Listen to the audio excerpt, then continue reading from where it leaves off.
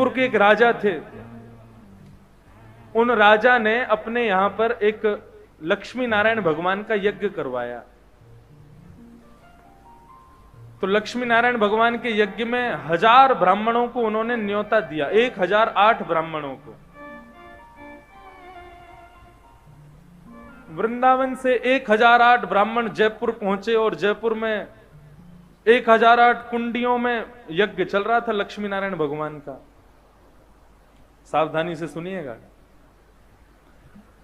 तो हवन जब करते हैं तो हवन में श्री यज्ञ नारायण भगवान को खीरांग अर्पित किया जाता, खीर उनको अर्पित की जाती है मिष्ठान के भाव से। तो राजा के यहां पर रोज यज्ञ होता था, लेकिन राजा अपने कार्य में व्यस्त रहता था, वो नहीं जाता था यज्ञ में, वो अपने भवन में बैठा रहता था। तो रोज खीर आती थी और खीर भी महाराज बड़ी सुंदर, उसमें केसर, इलायची, पिस्ता, बादाम सब इतने बढ़िया भरपूर मात्रा में डले रहते थे कि ब्राह्मणों का खीर देख करके मुंह में पानी आ जाता था। लेकिन ब्राह्मण क्या करें, खीर को खा तो सकते नहीं, वो सब ब्राह्मण क्या करते थे, खीर की आहुति देते थे, स्वाहा स्वाहा।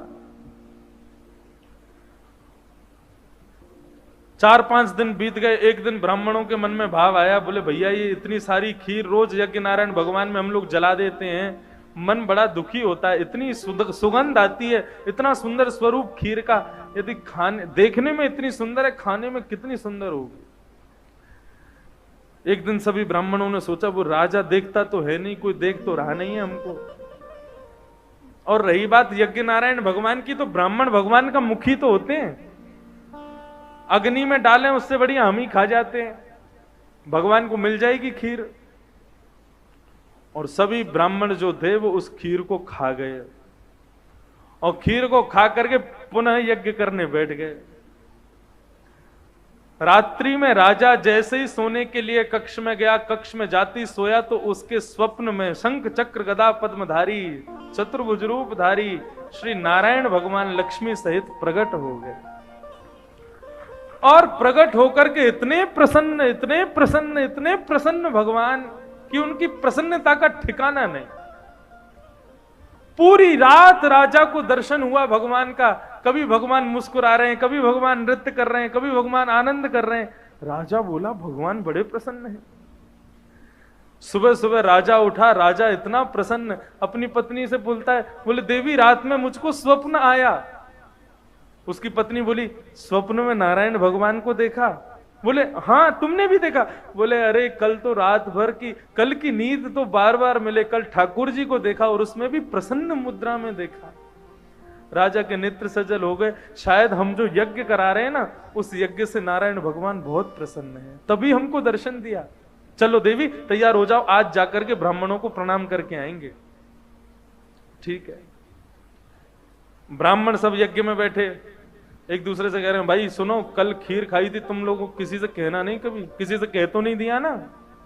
तो बोले नहीं नहीं आप चिंता मत करो, खीर पेट में गई, ऐसे ही बात भी पेट में जाके पच गई, किसी को नहीं बताया हमने। अब यज्ञ करने बैठे ही थे, खीर की सामग्री जैसे ही आई, सब ब्राह्मण एक दूसरे का चेहरा देखने, कल वाली चीज कर रहे हैं आज भी? बोले हाँ कर लो। अब सब ब्राह्मणों ने दोने में खीर जैसे ही ली, इतने में ही राजा आ गया। ब्राह्मण सब घबराए, तुरंत सारी खीर समेट समेट करके यज्ञ नारायण भगवान को अर्पित कर दी और आपस में कहने लगे हो ना हो, हमें तो लग रहा है कल की बात राजा को किसी ने बता दी है कि खीर जो यज्ञ नारायण भगवान की थी वो सब हम चट्ट कर गए, इसको पता चल गई है और इसीलिए जब खीर आई है तभी राजा आया है। आज तो हमारी मृत्यु निश्चित है, अब तो यज्ञ नारायण भगवान से प्रार्थना करो हमारी रक्षा करें। राजा आया, आकर के सभी यज्ञ कुंडों को प्रणाम किया, यज्ञ कुंडों को प्रणाम करके सभी ब्राह्मणों को प्रणाम किया और बैठ करके सभी ब्राह्मणों से पूछा यज्ञ बढ़िया चल रहा है आप लोगों का? बोले जी। अब उनमें प्रमुख आचार्य थे, उनको बुला के बोला अच्छा आचार्य जी ये बताओ, कल के यज्ञ में कुछ विशेष हुआ था क्या? अब राजा तो इस भाव से पूछ रहा था कि रात में मुझे भगवान दर्शन हुए, और पंडित जी को लगा कि राजा को सच पता चल गया है, अगर झूठ बोला तो मैं तो मरूंगा, मेरे साथ इतने सारे ब्राह्मण भी मरेंगे। पंडित जी चरणों में गिर गए, बोले राजा क्षमा कर दो, हमसे बहुत बड़ा अपराध हो गया कल के यज्ञ में। कल हम लोगों ने आप जो ये रोज खीर आती थी यज्ञ नारायण भगवान को चढ़ाने के लिए, कल हम लोगों से रहा नहीं गया, इतनी सुंदर इसमें से सुगंधी आती है, इतना सुंदर इसका स्वरूप, हम लोग कल की खीर यज्ञ नारायण भगवान को देने की वजह स्वयं खा गए। कल हमसे बहुत बड़ा अपराध हो गया, राजा क्षमा कर दो। राजा के नेत्रों में आंसू आ गए और ब्राह्मण को उठा करके हृदय से लगाया, चरणों में प्रणाम किया, बोले प्रभु आप इतने दिन से यज्ञ कर रहे थे, भगवान शायद प्रसन्न नहीं हुए, लेकिन कल यज्ञ में भगवान की जो खीर थी, यज्ञ नारायण के लिए जो खीर आई थी, उसको आप लोगों ने पाया, आप लोग सत्य मानी, आप लोगों के पाती मुझे ऐसा लगा नारायण तृप्त हो गए, और तृप्त होकर के उन्होंने मुझको स्वप्न में दर्शन दिया। अब मैं आपसे यही प्रार्थना करूंगा, इस यज्ञ की पूर्णाहुति आज ही कर दो, आज ही यज्ञ विराम देकर के आप राजभवन पधारो, अब बाकी के शेष दिन केवल भोजन पाओ, चक आनंद करो, क्योंकि आपके भोजन पाने से ठाकुर जी प्रसन्न हो रहे हैं। इसलिए ब्राह्मण श्रेष्ठ है।